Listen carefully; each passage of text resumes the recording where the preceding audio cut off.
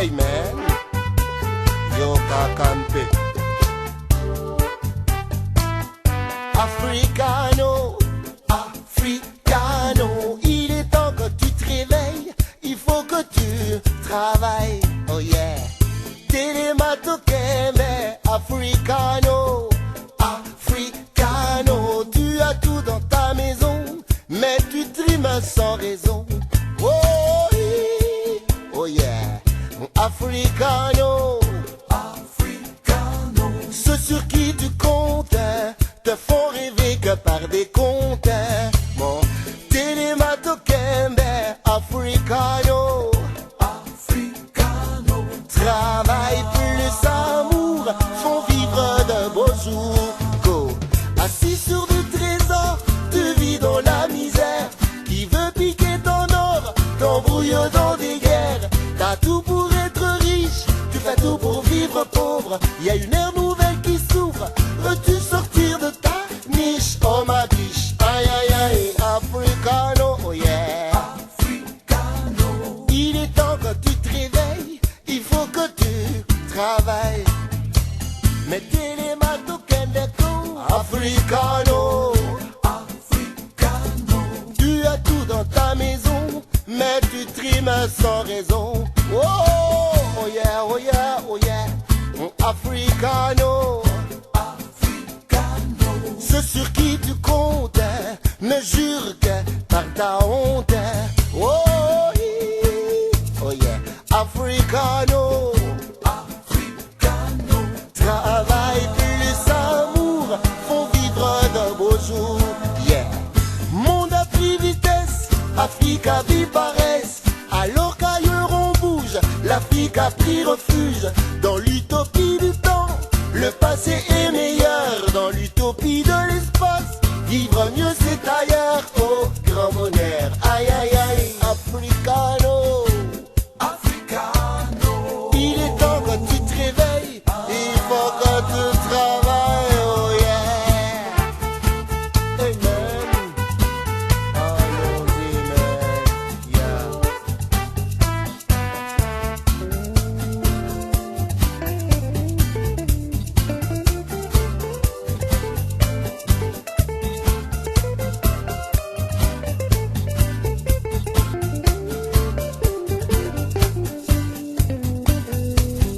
Africano, Africano, il est temps que tu te réveilles, il faut que tu travailles. Télématokeme, Africano, Africano, tu as tout dans ta maison, mais tu trimes sans raison. Africano, Africano, ceux sur qui tu comptes te font rêver que par des comptes. Télématokeme, Africano, Africano, travaille plus amour, font vivre de beaux jours. Télématokeme, Africano, Africano, il est temps que tu te réveilles, il faut que tu travailles, oh yeah. Télématokeme, Africano, Africano, il est temps que tu te réveilles, il faut que tu travailles. Télématokeme, Africano, Africano.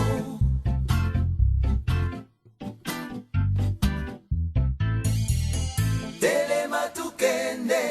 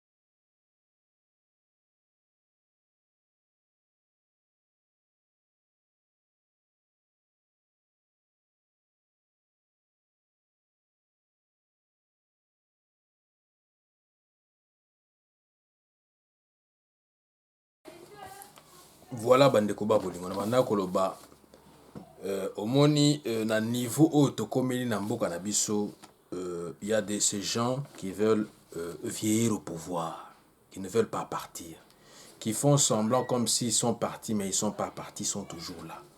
Donc ils cherchent toujours à vieillir au pouvoir, y rester éternellement. Vous comprendre d'où omoni stratégie na bango ezali que na ba nomination na bango na basali kili bazala kaka wana. Bozo comprendre. Or mboka o poto kende liboso même ata poto sala maponami ba préalable eza ebele. Ba préalable eza kili. Toko saka ba occupation, toko saka ba élection kana ba occupation te. Il faut d'abord qu'on arrive à nous sortir de ce carcan-là de l'occupation pour organiser des élections à notre comme bon nous semble. Tout ça la élection selon la communauté internationale. Donc la communauté internationale doit nous imposer comment est-ce que nous devons organiser nos élections. Or, ngana lobi na bino que ma ponami on a tout ça nango sous besoin té. Na minute où on a besoin social. On a besoin peuple bandolia na nzala na ye. Peuple banosala musala na choix na ye. Peuple abano tambola na ndenge alingi. Bozo comprendre. Donc yango zo mona na schéma na bango o bazali koya. Nango mikolo ezali nini schéma o balingi koya nango sikoyo parce que pour que na exercice o 2018 o il fallait que ça la en 2016 et ça la maté et ça la que biso ba ressortissants congolais à étranger il fallait que tu voter mais kaka Oben Minaku en tant que président il y a parlement na bango ayaki na ba loi moko boye oh bah il a gars qui biso to voter sous un exercice en 2018. Je sais pas si votre mémoire est bonne. Mais biso fait voter mais kakaye Oben Minaku ya ki na ba loi moko boye et permettant qui élagation et permettant qui ba élaguer ba loi mususu ou ya biso ya ko voter. Yango to voter quitter. Mais c'est toujours le même Oben Minaku qui vient encore avec des lois pour réduire les prérogatives de nos magistrats, de nos juges, de nos officiers judiciaires. Vous voyez? C'est très dangereux. D'où biso photos à la maëlle. Donc il y a besoin que biso après nous avoir arraché notre droit de vote, donc ba arraché qui biso ango na 2018 pour te voter. Biso bato diaspora. Mais siko ba stratégie ya Kabila na bat na ya FCC c'est quoi? Siko azo na ba stratégie ya ba élection égosala en 2023 et la ba élection na ba suffrage indirect. C'est-à-dire que ba élection est passée na niveau kaka ya Sénat na ya Parlement. C'est là-bas là où il sera voté et entériné comme chef d'État.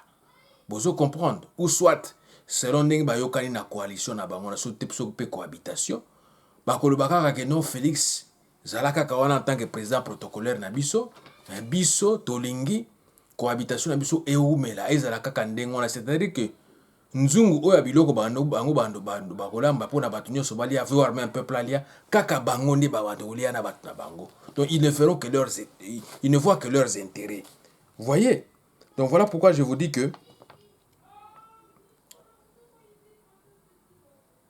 c'était quand après avoir arraché aux ressortissants congolais vivant à l'étranger le droit de vote aux élections présidentielles de 2018, aujourd'hui Joseph Kabila alias Kanambe, voudrait une fois de plus arracher, cette fois-ci de mettre tout le peuple congolais son droit de vote en faisant pression sur les parlementaires, sur ses députés et sur ses sénateurs nommés, de procéder à sa désignation et à son entérinement en tant que chef d'État aux prochaines élections présidentielles à venir de 2023, si celles-ci s'organisent comme prévu selon le calendrier ou le cycle normal conformément à la CENI. Vous comprendre? Donc, bazoya toujours dans l'agenda mabé. Vous comprenez? Agenda ya loi wana Oben Minaku nango, voilà schéma oyo. Il faut favoriser élection semi-présidentielle et salama kaka na niveau à parlement kuna ba pona président. Vous comprendre? Donc tout sera limité à partir de là. Donc na parlement fantoche na bango wana bako se nommer bango moko. Donc ce sera comme l'auto-nomination ou l'auto-proclamation en tant que chef d'État. Vous voyez le danger? Donc, il faut tous à la maïle. Il faut tous à la maïle. On a un moment boy, on a profité pour na mobiliser ba imboka. Na mobiliser ba imboka na panza sango. Na lobela bino tala ba stratégie na bango to sur timbele to ko poata bango. Vous comprendre? Donc ba proposition o ya obe minaku ezali na ba ezali na tina ya kovandisa ba stratégie ya chaos. Vous comprendre? Ce sont les stratégies de chaos qui viennent mettre en place maintenant. Vous voyez? Namboka na biso pambate ezali ko viser pérennisation et occupation na pouvoir et occupation oyo soit ya coalition topé ya cohabitation ya bango mibale entre FCC na cash et umela seko na seko libela na libela miaka milele ezala kaka bango nde bakonzaka biso. Donc on voit toujours les mêmes figures. On en a assez, on en a marre. Hein? On en a marre. Des gens qui ont plus de 80 ans, plus de 82 ans, plus de je ne sais pas quoi. Âge à pension à Congo sur les âges minimum. Parce qu'on reconduire bon on a affaire, parce qu'on reconduire bon on a affaire à État. Hein? Bah exercer ma fonction, bah ça toujours mandataire. C'est très regrettable pour notre pays. Donc c'est-à-dire bah koyokana pona kokanga tope pona ko bloquer mboka na biso na peuple congolais zaïrois d'origine batikala na kati ya otage perpétuel. Vous comprendre? Donc balingi kozwa mboka lokola nzungu ya bilei na bango ya kolia. Vous comprendre? Na lokoso pona kaka ba intérêt na mabumu na bango. Vous comprendre? D'abord en lieu et place du peuple d'abord. Na ba slogan ba yaki nango à son temps UDPS avant ba sala ba cohabitation na bango na ba cohabitation. Soit disant que non, ce sera le peuple d'abord. Mais aujourd'hui, on voit que c'est d'abord la coalition. On voit d'abord que c'est la cohabitation. On voit d'abord c'est le parti d'abord. C'est regrettable. C'est regrettable. Où est la part du peuple congolais ou du peuple zaïrois d'origine? Et ça t'est. Vous avez intérêt nabino. Donc, bayaka wana ba homme politicien. Bayaka mingi na bamboka so tel bamboka nyos tout développé dans le monde entier bayaka wana pour na so basali mandat na bango za pour na ba servir peuple ba servir pe mboka et que ne liboso pour na paix sociale. Vous comprendre? Pour na kimia evanda mais oya biso bazo ya wana kaka pour na ko s'enrichir. Et ça regrettable. Ils s'enrichir de manière précipitée et désordonnée. Ils ne voient que leurs intérêts. C'est regrettable. Donc, tu allez faire face na ba démagogue, na ba manipulateur, c'est-à-dire ba faux politicien. Vous comprendre? Pour ne pas dire des aventuriers, na ba jusseurs. Donc, ba ye wana kaka pour na ba dondo bazui mbongo ba na poche, mais le sort du peuple est talibangoté. Bon moya peuple est talibangoté. Yango bomoni ba wela ki kondima kozala nommé na autorité morale na bango. Oya Simbi FCC Nakash qui est alias Kabila, alias Kanambe. Vous voyez? Moi, tout ce que je peux dire, très chers amis, très chers internautes, vous qui me suivez, vous savez, Bachema Nyon sont aussi au Meki. Bachema Nyon sont à Mokili, aussi au Meki, dans Mboko, en Congo. Président élu, non élu, président nommé, ainsi de suite. Tous les scénarios possibles de Meki Namboka et tous les schémas Nyon Soto Meki Kasi ezali kaka kosimba te. Tosali soi-disant ba élection truquée, tronquée, démocratique, libre, transparente na kati ya occupation étrangère ya bapaya. Solution moko ezate, solution ekeleve. Vous voyez? Tomeki les sous schéma à 1+4 à son temps. Vous vous rappelez en 2003. 1+4. Et Simbi Tétéon en 2006. J'ai accepté l'inacceptable. Et Simbi Kakate. Vous comprenez? Toye na schéma siko yo ya 1+1, c'est-à-dire association, il y a coalition, topé à cohabitation, il y a FCC cash, et là comment Kakate.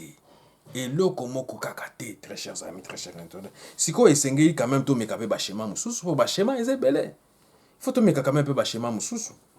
Donc, si quoi esengeli to meka schéma misusu oyo pe ekoki komema biso na libiki oyo ekoki komema biso na moi délivrance Vous comprendre. Tokoki komeka pe schéma ya soulèvement populaire. Popular uprising ne balobaka na lopoto.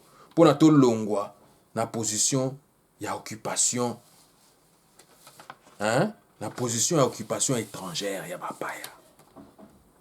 Vous comprendre parce que selon politique na bango oyo ya FCC na cash balingi komema biso na ba politique ya distraction. Hein? Ba politique ya ba diversion, ba yaki na ba procès. Sikomoni bakoya na makambo baseni, bakoya na makambo kili covid ainsi de suite, mais or que ça distraction, bazotala l'essentiel T, bazotala l'essentiel T aux alliés intérêt à peuple. Vous comprendre.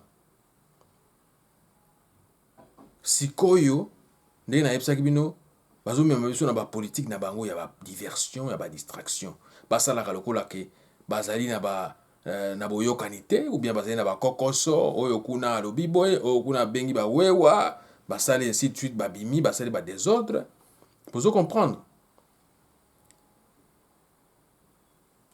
Donc kasi bazali nde kotia na place na ba trouble na bango wana na ba diversion na bango wana bazali nde koluka kotia en place politique na bango ya autocratisme ona yebisaki bino wana parce que ce qui totali bien union na bango wana ezali neti ezosala neti constitué parti état neti impair na kala bozo comprendre bazolinga siko ba imposer yo sali parti na osima pose la influence na mboka wana il faut s'affilier d'abord na FCC ou soit na cash pour ozala pour bacha yoka ou peut bandima yo mais toujours marcher na autocratisme yango na lobby.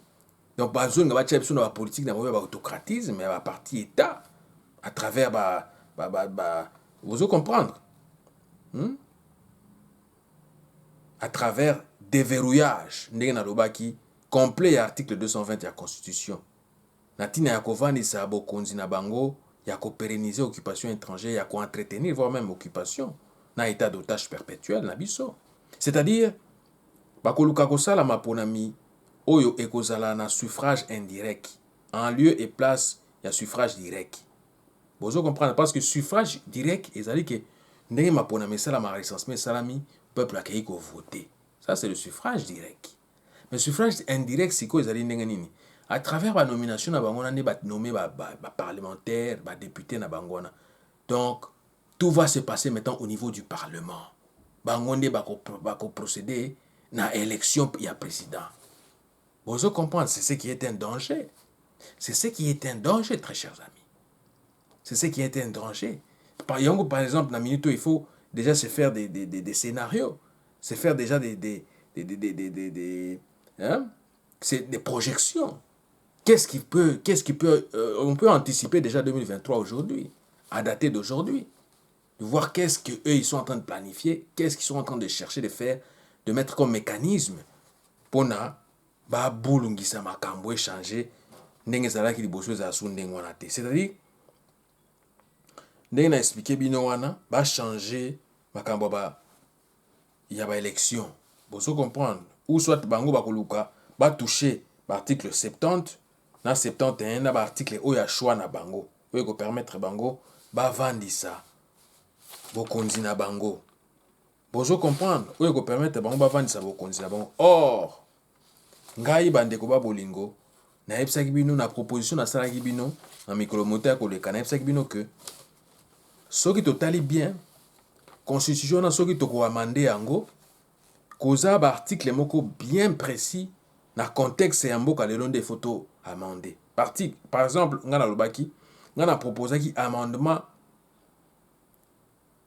ya constitution compte tenu ya contexte actuel ya mboka na biso oyo ezali ko présager ba lendemain moko incertain na ba génération future notamment na ba contexte oyo toza nango sikoyo boyebi yango ba contexte ya conflit armé ba contexte ya sous tutelle ya ONU ba contexte ya occupation au sein de toutes les institutions du pays. Vous comprenez qui règne de manière na ba makambo ba conflit armé qui règne de manière incontournable. Vous comprenez incontrôlable, pardon. Et pour ce faire, voici quelques articles de la Constitution qui nécessite réellement un amendement total, à savoir les articles 10 pour Nangaï, les articles 10, na 70, na 71, na 104, na 170, na 187, nde o esengeli biso to simba, surtout to ko modifier yango. Mais to simba ba article msute. Article 220 ko zalaka ndenge za wana, mais soki to ko modifier ba article o. Pourquoi na lobi ndenge wana? Parce que à mon humble avis, ils allaient répondre sur ce norme et à bonne gouvernance et à état de droit. Vous comprenez? Concernant par exemple l'article 10, de la Constitution actuelle, il est souhaitable, il est souhaitable que nous puissions adopter sans préjudice l'option de la double nationalité à tous les Congolais zaïrois d'origine qui devra être bien explicité comme suit. Vous comprenez? Togo expliquer comme suit. Parce qu'il faut ba peuple na biso oyo baza na double nationalité, bazo ba français, ba koma ba belge, ba koma ba anglais, ba koma ba américain. En tout cas, bazala toujours bénéficier de la nationalité na biso. Vous comprendre, plus question d'exclusion. D'où article 10 na proposition na o na sala ki bino, na ndenge botinda ba message na lobaki ke article 10 selon ma perception.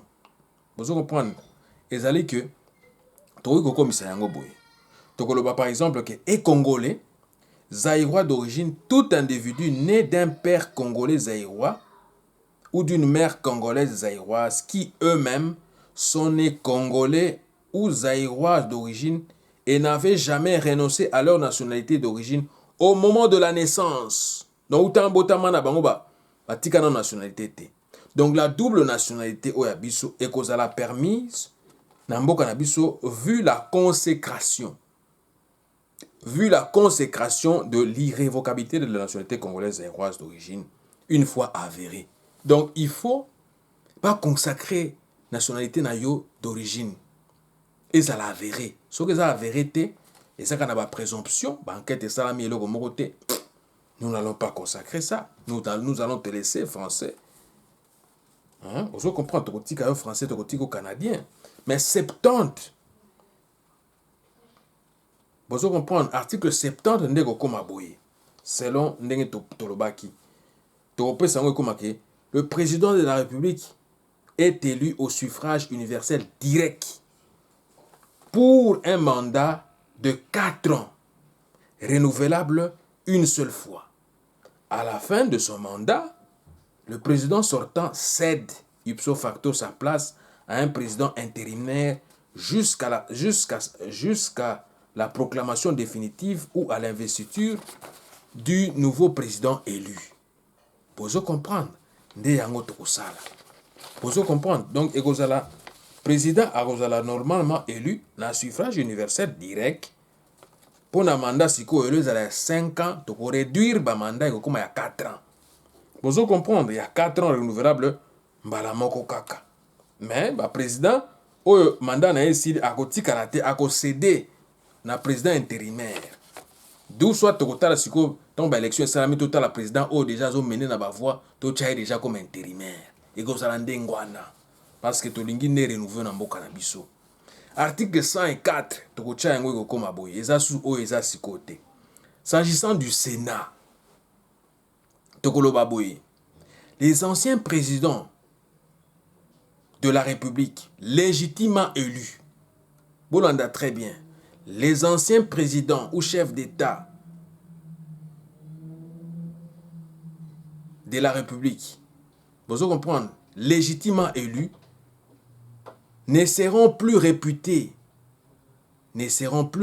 de droits sénateurs à vie s'ils sont reconnus coupables de malversations financières, des détournements de fonds publics, des corruptions. Ils sont instigateurs, auteurs, co-auteurs, complices, commanditaires de crimes graves, notamment des crimes contre l'humanité, des crimes de guerre, de génocide et des crimes de masse ou des crimes d'apartheid postérieurement. Vous comprenez? Postérieurement, ceux qui te reconnaissent, les bango, sénateur à vie longwe. Vous comprenez? Et que ça la bongo. Dans l'article 170, tu reconnais ça yango boye. L'unité monétaire et où sera le makuta, voire même le nzimbu, seule monnaie de transaction dévolue sur tout le territoire congolais. Vous comprenez? oyo ya 187 ekokoma les forces armées comprendront désormais la force terrestre, aérienne, navale et spatiale et leurs services spéciaux d'appui. Donc wana nde ozomona ba proposition ya malonga yango wana nde tokoki koya nango. Eza ba proposition ya Minaku te ya lokuta. Tokobakisa pe tokolobake non. Bato il faut bakoma payer. So bana chômage, il faut bakoma payer, tokotia yango na constitution. C'est ça, ce sont des propositions que nous pouvons venir avec. Pas de propositions, oh, ils ont la kaka égoïsme, kaka bino moko bozonga kaka wana, kaka bino moko kanga ba poste, ba jeune bako ranzo misalate. Mais non, vous avez déjà fait vos mandats. Mandat na bino c'est sili. Poti kapé génération sika ya ezo allure parce qu'on doit assurer la relève. Même au sein de vos partis politiques jamais vous assurez la relève. Voilà pourquoi vous voyez que Congo a lobby aux asous-boété. Congo a lobby aux asous-boété. Tous un problème moyo. Et tout la kaka, ba parti politique te. Eza général. Eza général makambo ya kokanga maka na ilo kondire ya yo. Ya bato famille na yo. Ou bien ya bandeko na yo kaka. Non. Boso comprendre. So totali bien historicité en boka na biso. Ba chef ba parti politique. So baza sous-cité comme soit yabana na bango. Ou soit te koufi. Ou soit des sous opérationnalité et comme un conflit inutile. Pour se comprendre, voire même un orchestre, c'est la même chose. Qu'on la kaka qui leadership en comment est idolâtrie, qu'on la kaba idolâtrie pour un chef, azala kawana, mais non, ça doit prendre fin. Ça doit prendre fin. Yango bozo mona que biso ba makambo yo tozo linga esi là. Bozo comprendre, tozo linga esi là. Tozo linga esi là. Yango biso tokoloba que il faut télémer la proposition à Minaku wana zoya nango. Ce sont des propositions moko archaïques. Ils ont favorisé kaka bango bazala wana na bana na bango. Or, le Congo est peuplé de plus de 120 millions d'habitants. Ceux qui ont incorporé la diaspora éparpillés à travers le monde entier. 120 millions. Vous comprendre. Alors, pourquoi pas ne pas les inclure dans ma solo ya mboka à travers l'ambassade, le consulat. Il faut voter, il faut recouvrir la nationalité d'origine na bango. Vous comprenez, les processus munene, les processus munene negosenga biso ba abnégation, negosenga biso détermination. Vous comprendre, negosenga biso abnégation na détermination. Vous comprendre. Yango nde siko ba idée biso tokoya nango pona Congo ya lobby. Tokoya sou na ba idée mususu te. Donc ba article wana nde biso nde toko bouger 70 na 71. Bozo comprendre. D'où ba solution mususu ekozala ndenge nini awa. Ekozala soit ba solution oyo ko permettre biso to longo na ba crise oyo ekozala que non soit Félix président nommé ndenge zawana a procédé na dissolution en parlement. Na Sénat oyo ya ba miyibi. Ou soit à convoquer l'élection présidentielle anticipée. Vu les circonstances où il y a favorable pour naïe, il y a crise où il y a battre les records à travers le monde entier, mondialement, lié au coronavirus. Car ceux qui total bien enrôlement, topé recensement, il y a population globalement parlant et que simba du sous-souté, que la moboulou, que la pitopare. D'où soit Togosenga na peuple congolais, zaïrois d'origine, a provoqué un véritable soulèvement populaire à grande échelle dans tous les pays ainsi que dans les diasporas pour nato se débarrasser, nato se désolidariser na ba système corrompu oyo. Ba système oyo ezako veiller na encore pour la continuation occupation, oyo ezaki ko entretenir occupation. Vous comprendre ba système corrompu et inutile, oyo ezali ko bloquer bonne marche ya mboka, ezali ko bloquer peuple na biso. Pona akoka ko adhérer na ba schéma oyo esengeli adhérer nango oyo etangami schéma ya libération na ya délivrance totale na joug ya occupation ya bapaya. Bozo comprendre d'où yango il faut to betela CT tolingi ma seki lisusu te à 2023 soki be mapona mekozala même maponi ya mango ndenge tozo talela yango avec occupation ekozala pasi. Et que la pérennisation, occupation, n'a pas institution, occupation. D'où nous voulons nous libérer de ça. Nous voulons nous débarrasser de ça. Bon, ça comprendre. Donc, le schéma, il faut changer. Il faut comme le schéma. Donc, quand on a un schéma, il y a délivrance. Le schéma, il y a libération totale. Il y a un bon cannabis, na maboko, il y a papaya. Bandeko bolingo, nde yango message o nazalaki nango ya kopanza na mokolo malelo. Ba stratégie na bango, tosi totimbeli yango, yango bongo nazwaki ba minute muke lelo. Na c'est la bino message o na mukuse pour na mobiliser bino. Biso na diaspora toza déjà mobilisé. Na niveau pe ya mboka toko mobiliser bino de fond en comble. Toko mobiliser bino à travers ba réseaux sociaux, à travers ba makambu ndenge nyonso oyo permettra biso ba voie de communication pour to solola na bino pour tozaka na mboka moko. To na ba mboka mibale te. Stratégie na bango na yebisaki bino bien. Eza ba éparpiller biso, ba panza biso. To yeba na sute, to mwangana, to bungana. Okomona na nzela tokomi kotuna est-ce que wana ezali MP na biso? Est-ce que wana ezali président ya Beden Vision? C'est ce que eux ils veulent, la communauté internationale et ses alliés et l'occupation et les agents de cette occupation là, les accompagnateurs de l'occupation, les acteurs de l'occupation. C'est ce que eux ils veulent. Ils veulent que tout mwangana, ils veulent que tout soit éparpillé, ils veulent que nous puissions être balkanisés. Mais nous allons veiller au grain. Nous qui habitons la diaspora et vous qui habitez le pays d'origine, nous allons veiller à ce que tout tchaba garde-fou, tout bunganate, tout mwanganate, tout ça éparpillé pété. Tout y baka place ni toko kwende ko investir bambongo na biso. Et ça la biso to di banda awa soki to mi tondeli pe mingi. Oyo ya surprise to kende ko tcha yango na bamboko na biso d'origine, to créer pe ba misala kuna. Misala ezate. Ezate kaka nyonso to tikeli kaka o bakambi na biso o légitimement élu basala. Non, il faut plutôt aider bakambi na biso o baza légitimement élu. To tcha bango pe maboko, to sunga bango pe pour bakende liboso. Donc message nazaki nango yango bandeko ba bolingo. To zala bomoko, to y kampiko, to zala plus mobilisé, plus déterminé pour na bamboka na biso. Parce que ba plan ezay belé na fsek bino ba plan musu ezali. O ba information ba tindi ndenge nazo récolter ngo ka appel mail. Na biso ba to vandi libanda. Ba signalaki ngai plan moko boye. Oyo communauté internationale ezali ko bongisa. Na ba o ba pona poto comme seconde patrie na bango ba résident awa. Oyo ba salaka awa, o ba komanda bango installer côté. Plan mususu ba signalaki ngai eza oyo. Bango bazotinda bana bitinda na bango, c'est-à-dire ba occupant bakende ko dépeupler na ko déplacer biso na mboka na biso poto ya kotoyo. Siko à leur tour qu'est-ce qu'ils veulent faire? Ils veulent nous ravir nos patrimoines.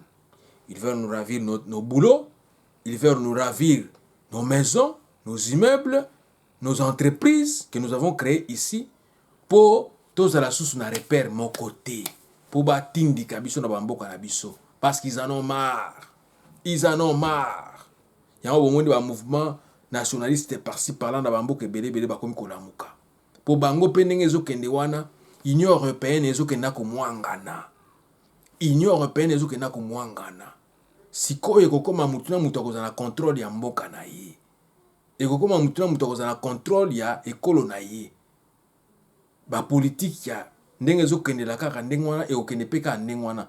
Na ba retrait wana bamboka ebele kozala retirer na ba institution internationale. Donc ekokoma droit international de kokoma na kokoso. Ekokoma na arbitraire ya kosakana te. D'où siko il faut se préparer. Il faut se préparer bandeko ba bolingo. Bozala mayele. Bowela bokende ko investir na bamboka na bino. Bowela surprise wana na muke botikali nango soki pe zakaka. Bowela bokende ko investir na bamboka na bino. Awa eloko mususu eza sute. Pour bakomi méchant, bakomi mutema mabe. Bakomi koravir batu babidoko, bakomi koravir batu ba entreprise, bakomi koravir batu bandaku, et ainsi de suite. Donc, tout veiller, tout à la vigilant, na micromizali koya.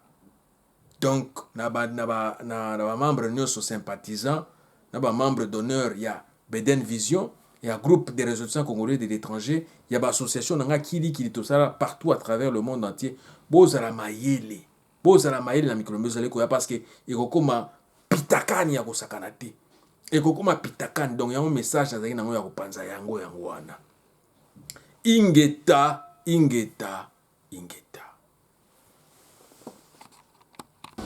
yango na banda koloba bande ko ba bolingo na mboka na biso Congo toza so na opposant malonga te mais toza na opposant o ba bengi ba opposant alimentaire opposition alimentaire parce que ce que tali opposition ya bamboka mususu on consentir que vraiment ba do travailler pour na mboka na bango kende liboso contrairement na bamboka na biso bozo comprendre alors que pour na biso ngana ko iko affirmer haut et fort na minute na mokolo malelo que en tout cas donc n'est pas bozong pas vérité ezaka moko vérité ezaka moko o estangami instrumentalisation ya nationalité na biso congolaise zaïroise d'origine par et pas ya ba Congolo Burundo Ugando Rwando s'occuper centrafricain s'occuper nani au baza naturalisé congolais bozo comprendre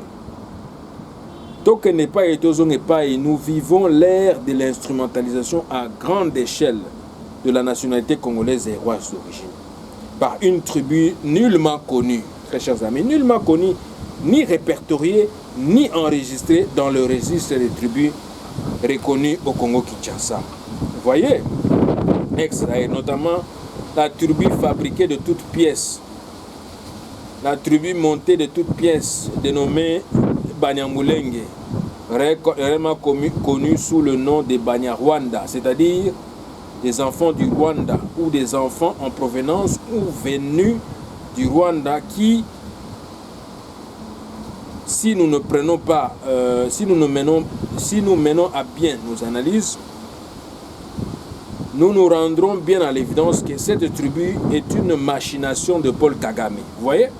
C'est une machination de Paul Kagame pour mener à bien ses multiples incursions chez nous au Congo-Kinshasa. Vous voyez, faute d'être congolais ou d'avoir obtenu légalement, suivez-moi très bien, légalement la nationalité congolaise ou zaïroise d'origine, les Banyamulenge ont décidé d'approcher Félix Tshisekedi Tshilombo à Londres.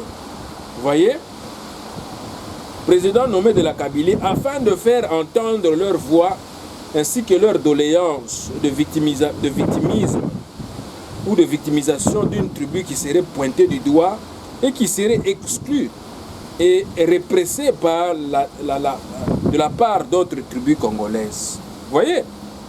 Or, suivez-moi très bien. Or, depuis la nuit des temps, toutes nos tribus ont toujours cohabité ensemble sans aucun problème d'ordre de dominance ou de nomenclature. Vous voyez? Ou de nomenclature, très chers amis, très chers internautes. Naïvement, Félix Tshisekedi Tshilombo a tenté de leur octroyer la nationalité verbalement en déclarant à Londres, lors de son passage de visite de travail, suggérant à la diaspora congolaise que les Banyamulenge étaient nos frères et sœurs, oubliant que cela revêtait d'une irresponsabilité historique, Bandekuba Bolingo. Historique. Yango bozongona nazote abino, nazoloba face à la crise multiforme grandissante chez nous, au Congo-Kinshasa, Ngao abino MP de la diaspora congolaise, nazoko pesa bino quelques propositions, na ba recommandations. Pour na tolongwa na boumbu na crise oyo tozo connaître oyo. Eloko aliboso tokosala ezali. Oyo yambo tokosala ndenge ezali. Tozwa mikano ya ko procéder na déchéance ya nationalité congolaise na ba ibanso bazali ko trahir mboka. Na ba oyo nyonso bazali ko commettre ba crime grave, notamment ba crime contre l'humanité, ba crime de guerre, ba crime de génocide, ba crime d'apartheid, etc., etc. Ils en accord dans la constitution na biso na mibeko o ba mingi article 52, 56, 57, 58, 59, 60, 61. Bozo comprendre. Wana ya yambo. Yami balé to procéder na recensement. Bozo comprendre. O eko permettre biso donc procéder au recensement proprement dit de toute la population congolaise, inclut la diaspora congolaise. Vous comprendre, de partout à travers le monde, avec un projet pilote de recenser rien que là où nous regorgeons un afflux migratoire des compatriotes congolais, notamment en Belgique, en France, en Angleterre, au Brésil, en Chine, au Canada, aux États-Unis, au Maroc, au Congo-Brazzaville, en Angola, en Afrique du Sud, en Éthiopie, Suisse, Allemagne, pour tout recenser qui est congolais, qui ne l'est pas. Parce que si on ne le fait pas, nous allons toujours tomber dans le piège du passé. Vous voyez? Troisièmement, qu'est-ce que nous allons faire? Nous devons libéraliser entièrement et totalement notre peuple de l'état d'otage perpétuel ou d'esclavagisme moderne dont on essaie toujours de lui imposer continuellement jusqu'au jour d'aujourd'hui. Vous voyez? Parce que notre peuple ne peut pas demeurer lié avec des accords ou des liens de chaînes qui le conduisent tout droit vers des fausses communes. Vous voyez? Quatrièmement, nous allons procéder à l'autodécolonisation de notre peuple pour qu'il ne puisse se compter d'abord sur sa propre force, sa propre expérience du cours de la vie active, afin de s'autodéterminer, c'est-à-dire s'accaparer du droit des Congolais à disposer d'eux-mêmes. Car il est aberrant que nous continuions à vivre que dans le cadre de la conférence de Berlin, qui a conclu la balkanisation du continent africain en plusieurs petits États. Vous voyez? Et cinquièmement, ce que nous allons faire, nous allons nous battre pour rétablir la conscience collective des Congolais partout où qu'ils se trouvent afin d'éradiquer le contexte d'occupation étrangère, de la sous-tutelle de l'ONU et des conflits armés. Vous voyez? Des conflits armés, des dictatures, d'autocratisme, d'érection d'empires ou de royaumes, de dynasties ou d'une seule famille politique au sommet de l'État congolais. Car trop c'est trop. Sixièmement, qu'est-ce que nous devons faire? Nous devons mobiliser notre peuple congolais pour lui faire voir que c'est un peuple unique à son genre. Vous voyez? Un peuple mis à part dont la mission fondamentale et primordiale est de pacifier le monde entier. Pourquoi je le dis? Parce que le pays est garni des minéraux utiles à la fabrication d'armes nucléaires, des bombes atomiques. C'est notre pays, à travers ces minéraux, qui enrichit les soi-disant grandes puissances comme les États-Unis, comme la Chine, la Russie, le Royaume-Uni, la France, la Belgique, le Canada en uranium. Mais curieusement, notre pays n'occupe pas une place de marque au sein du Conseil de sécurité de l'ONU, ni ne siège dans son assemblée générale avec une place ou une voie de mérite. Vous comprenez? C'est pratiquement injuste et c'est incompréhensible pour moi. Ce n'est pas normal. Et septièmement, nous devons résister, résister et lutter jusqu'à la libération, jusqu'à l'instauration effective d'un état de droit à grande échelle au Congo-Kinshasa. Vous voyez? Huitièmement, l'ultime objectif ou but est de peser de tout son poids afin de mettre en place un gouvernement responsable soucieux du bien-être des Congolais tout en extirpant, suivez-moi très bien, tout en extirpant, en exfiltrant, en expulsant tous les étrangers dans toutes les institutions telles que l'armée congolaise, la police congolaise, le service de renseignement, ANER, DGM, RVM, RVA, ministère de l'Intérieur, ministère des Affaires étrangères, diplomatie congolaise, etc. etc. Vous voyez, natango tokosala ndengwana ne tokubika. Soki tosali ndengwana te tukobano souffrir ka ne to souffrir boy ba ne ba boni. Vous comprenez? Donc toko souffrir ka ndenge toujours souffrir boy parce que ce n'est pas normal ce qui se passe dans notre pays. Et je vais en venir pour terminer concernant la proposition de Obé Minaku, concernant ces propositions qu'il a émises au niveau de leur parlement là-bas, de leur parlement fantoche. Disons que il a donné 3 propositions de la réforme judiciaire, ainsi de suite. Mais article 220 de la Constitution Abisso est clair. Vous allez prendre article 220 dans le est clair et net. Article 220 de la Constitution Abisso est clair et net. Et l'obi boybande ko ba bolanga malamu. Na raisonnement na ngai nazomona bato bazonga basakana na ba esprit na biso. Bozo comprendre. Alors yango zongo na okene na musika tena tangela bino kaka article 220 makambo nini ezali koloba bozo comprendre article 220 ya constitution ya biso elobi boye bandeko na bolingo elobi clair et net que il faut séparation du pouvoir ezala garantie pouvoir moko te kokuya ko empiéter na pouvoir mosusu bozo comprendre. Alors article 220 elobi boye tokena lombango bandeko bo permettre ngana lokela bino yango pena tangela bino yango na bozindo pena poto ebaka que à qui est-ce que nous avons affaire dans ce pays-là? Nous avons affaire à des bandits à main armée, à des criminels qui ne veulent pas être poursuivis. Vous voyez? Parce que proposition na bango wana bandeko ba bolingo eza clair et net. Au moins si connaît ba comme kokoya ko na ba justice. Bozo comprendre siko bazo banga siko justice wana soki enenge comme kokoya boye. Ezala siko bango ne lokola ndenge ba yibaki ba mbongo dans le passé notamment au Bemina ko wana. Tant que vous allez président du Parlement, vous allez vous rappeler que c'est lui qui avait voté in extremis. Il fallait voter dans l'élection autour du Canada diaspora. Les choses congolais et étrangers n'avaient pas été bien. Mais hier, le Golazagi président, à l'époque, hier Moutou va voter qui dans le sens que Bissoto voté les sous-soutés.